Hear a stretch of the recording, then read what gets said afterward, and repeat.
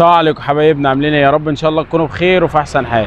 جايب لك النهارده عربيه اللي معانا دي توسان موديل 2017 اللون الشامبين، جامده جدا. العربيه اللي معانا دي تاني فئه وفيها شويه اوبشن حلوين قوي، هنتفرج عليها مع بعض. العربيه طبعا بتكون طاره مالتي ميديا وبيكون فيها فرش قماش، والعربيه فيها اوبشن جميل قوي زي الجانت السبور مثلا. ما فيهاش طبعا بانوراميك سان روف ولا الكروز كنترول، بس مش حابب اقول لك ما فيهاش كذا. خلينا نشوف الاوبشن اللي موجود فيها افضل مع بعض واحده واحده واحنا شغالين في العربيه. العربيه اللي معانا دي فيها رخصه سنه، ماشيه 190,000 كيلو، لون الشامبين، ما فيهاش غير اكسدام. فده برده كل الحاجات اللي في العربيه. قبل ما نبدا الفيديو حبيت ان انا اوضحها لك عشان تبقى انت زي ما احنا متعودين مع بعض، بعرفك كل الاوبشن وكل التفاصيل بتاعه العربيه كانك موجود معايا هنا بالظبط.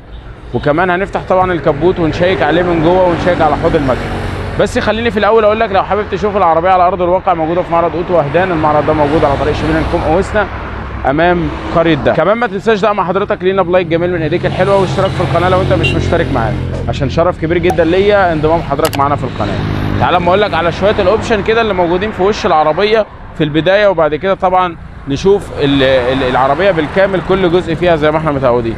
طبعا هنا من الواجهه الاماميه فيها سنسور بارك امامي، ودي من افضل الحاجات اللي موجوده في العربيه دي لانها الفئه الثانيه، ومش صعب ان انت تلاقي الفئه الثانيه فيها سنسور بارك امامي. طبعا العربيه عشان خليجي ففيها اوبشن مختلف شويه. عندك طبعا هنا الليد اللي موجود ده بينزل في ال17 ال19 بيكون لافف، وبيكون فيه هنا برده الفوج لايت، وعليه برده هنا الاضاءه الليد البسيطه دي.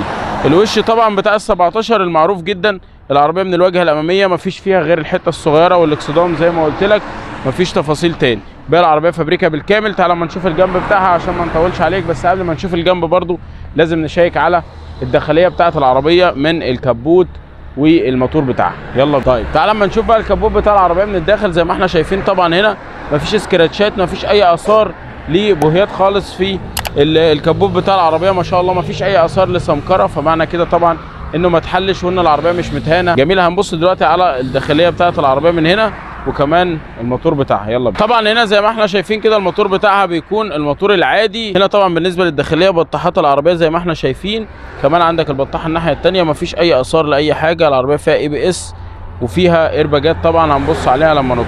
ده بالنسبه للموتور بتاع العربيه وباب الكبوت. تعالى اما نبص على جنب العربيه يلا في السريع. يلا طيب تعالى اما نشوف جنب العربيه بقى مع بعض دلوقتي. طبعا زي ما احنا شايفين ما شاء الله العربيه فيها كمان الاستيكرات بتاعه الوكاله اهو، بتاع الفليتو الاوكر اللي نفس اللون. طبعا العربيه خليجي فيها اوبشن مختلف. الجنوط السبور ما شاء الله حله الكاوتش هنا ممكن تلاقيه مثلا في رينج ال 80% ولا حاجه، فدي حاجه كويسه. طبعا العربيه فيها مرايات ضم واشاره في المرايه ومرايات ضبط كهرباء. الراكات اللي موجوده في السقف ده بالنسبه لجنب العربيه مفيش فيه تفاصيل تاني. العربيه حالتها ممتازه جدا.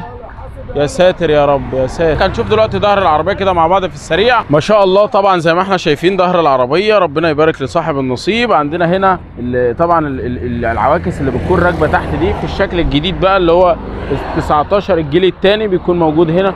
وطبعا احنا وضحنا الفرق ده في كذا عربيه قبل كده. عندك طبعا هنا في ليدات في الفوانيس الخلفيه، عندنا السبايلر ولمبه الفرامل موجوده بيلت ان في السبايلر، المساحه والبامب طبعا، وشكل العربيه من الخلف جامد جدا. العربيه دي خليجي طبعا وفيها سنسور بارك خلفي. هنبص على الباب بتاع العربيه من الداخل عشان نشيك على كل حاجه مع بعض. طبعا هنا ما شاء الله زي ما احنا شايفين مسامير العربيه جديده قوي، ربنا يبارك لصاحب النصيب ما شاء الله. عندنا طبعا هنا الداخليه بتاعتها كلها ما فيهاش ملحوظه ولا سمكره ولا اي حاجه، فدي حاجه ممتازه جدا. العربيه جديده قوي من الداخل. عندك طبعا العربيه بتكون فيها السبير بتاعها جانت، والارضيه بتاعت العربيه ما شاء الله من افضل واميز الحاجات اللي موجوده. هنشوف بقى دلوقتي المسطحات بتاعت العربيه وبعد كده نشوف الانتيريور بتاعها مع بعض.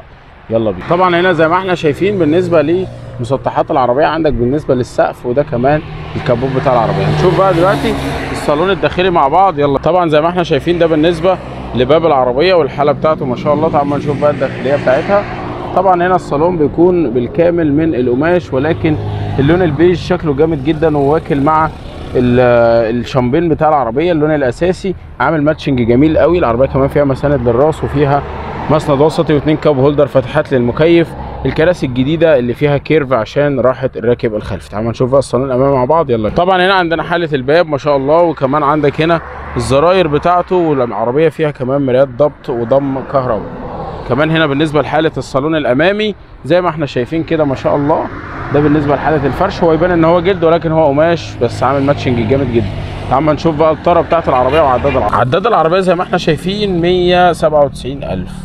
طبعا ده كله متراعي في سعر العربيه، مفيش عربيه بمليون 200 مليون 250 النهارده 2017 عشان طبعا عدادها زي ما قلت لك، وهي رشه الاكسدام الامامي. عندنا طبعا هنا في المالتي ميديا زي ما احنا شايفين، وعندنا طبعا هنا بالنسبه للكونسول في فتحات المكيف والكاسيت العادي، تكييف عادي برضو. عندنا طبعا هنا التحكم في السرعه عند المنحدرات، ودي بالنسبه للتفاصيل اللي موجوده في العربيه. طبعا بكده نكون انتهينا من الحلقه بتاعت النهارده، ما سيبناش ولا جزء ما اتفرجناش عليه في العربيه سواء من الخارج او من الداخل. اللون الشامبين ده جامد جدا في العربيه دي، والعربيه عشان خليجي فيها مواصفات كتيره جدا. العربيه دي كمان الميزه الحلوه اللي فيها ان هي 2000 سي سي، فيبقى معاك موتور قوي جدا مش زي اللي بينزل فيه العربيات التوسان الصغيره. فدي حاجه حلوه للناس اللي بتحب المغامرات، بتحب القوه، بتحب الاداء، بتحب الحاجات دي كلها. ما تنساش تتابعنا وتعمل لنا لايك بايديك الجميله، وما تنساش تلف لفه في القناه وتشوف العربيه المناسبه ليك. ولو عايز اي عربيه حتى لو مش موجوده عندنا ان شاء الله نحاول نوفرها لك من خلال شركه تسويق عثمان كار. بنتعامل مع كل المعارض وبنتعامل بكل انظمه التقسيط والكاش بفضل الله. ما تنساش تتابعنا وتعمل لنا لايك بايديك الجميله. سلام.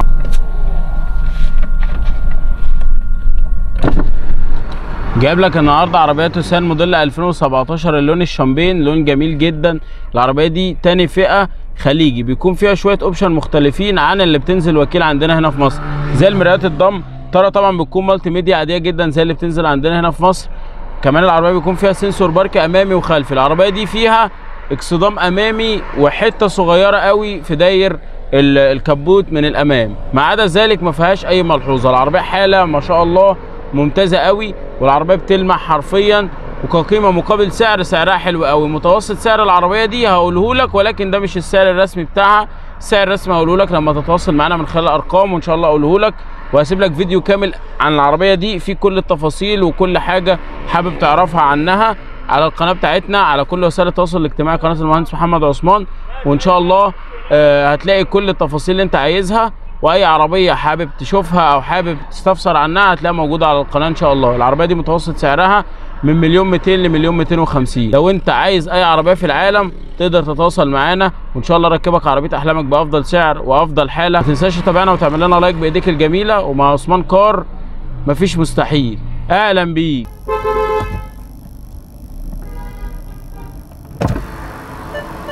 حبايبنا جايب لك النهارده عربيه من الممنوعات. العربيه دي توسان موديل 2020 فولي لودد، اعلى فئه كامله، كل التفاصيل وكل المواصفات اللي في العالم.